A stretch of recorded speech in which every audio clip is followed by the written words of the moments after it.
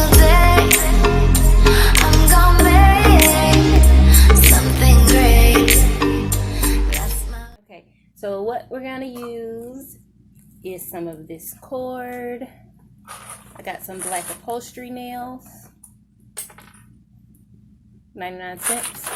I got some I got this from the thrift store off of an old clock. And I got some numbers from Hobby Lobby, $1.48 a pack, $1.49 a pack. And I got this big circle piece of wood from Home Depot for $9.99 or something like that. And I might use this depending on if I can cut the wire off, because I want the circle to go around like in the middle. First, I know the first thing I'm going to do is take this downstairs and sand it and stain it with my favorite stain, which is carbon gray. I'm going to go downstairs, sand it, stain it, come back up and put the nail heads all the way around the rim, because I'm going to have the black nail heads going all the way around the rim. Hey guys, I wanted to come on here real quick. I stained this part of the clock, but I didn't touch this part because I'm going to do something different with that part. And what I like to do when I stain, and if it's not as light as I want it to be, I kind of go over it just a little bit with sandpaper so that I can keep it rustic. So that's what I'm going to do. Where's the sandpaper? Okay, so I'm just gonna take, I don't have to really go over it too much, but I'm gonna go over it lightly with some 80 grit sandpaper.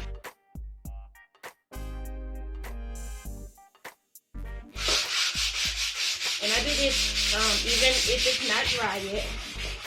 I don't care. This is just the method that I like to use.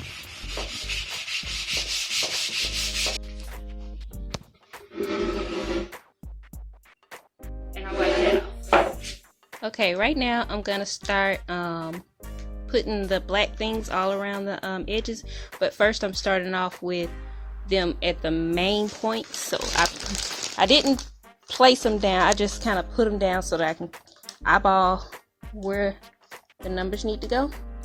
So now I'm about to just start going all the way around with the black nail heads. Okay, I got all of those around. Show them mine. Jeremiah wants to show you guys his DIY clock.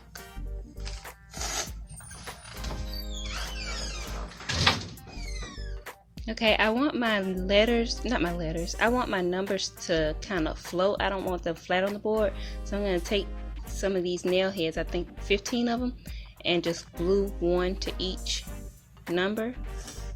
And then I'll be able to just kind of slightly hammer it on to the level that I want it on there, so it can float a little bit. To make sure I keep things rustic, I'm just gonna take some sandpaper and go across the black nail head just a little bit. So I still want them to be black. Yeah, what do you want to tell them, Jerry? Okay, guys. Well, it's not on you. You want me to flip it? Guys, for mine, this isn't, I have like 20 more. Pick it up and show it. And guys, this is how a mini clock is gotta look like, almost. When you're done, I'll show you. Okay.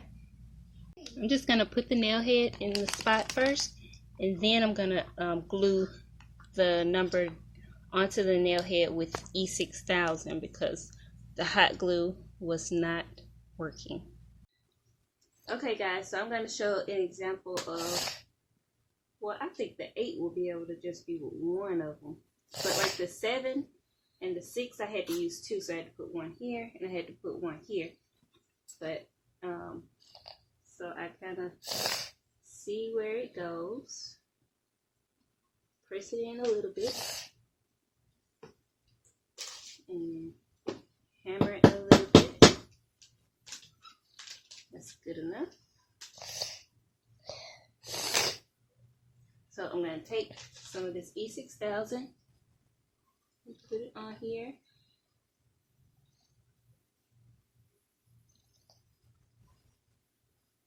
And then I'm taking some of the hot glue and putting a little bit on because the E6000 makes it slide around, but the hot glue makes it dry faster. So that was a little trick I came up with. And there you go. Thank you, Jeremiah. Now can you record this mine for them? Like that. Guys, this is my clock so far, and I'm at 60. And look, you have to go to 0, 1, 2, 3, 4, 5, 6, 7, 8, 9, 10, 11, 12, 13, 14, 15, 16, 17, 18, 19, 20. And then keep on going until it's full.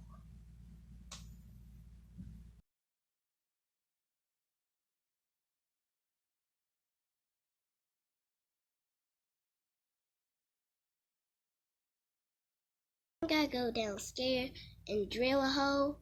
So when I come back up, the glue gun will probably be heated, and then I'll come see you guys when I come back upstairs. Okay, for this part to go in and be able to connect to the front, I'm going to just trace a square around, and I'm going to be a little bootleg. Where's my drill? I'm going to take my drill bit because I don't have all that stuff to cut a perfect like indent of a square so that this can kind of rest inside of it. So I'm just going to go around it and cut me an indent. We'll see what happens.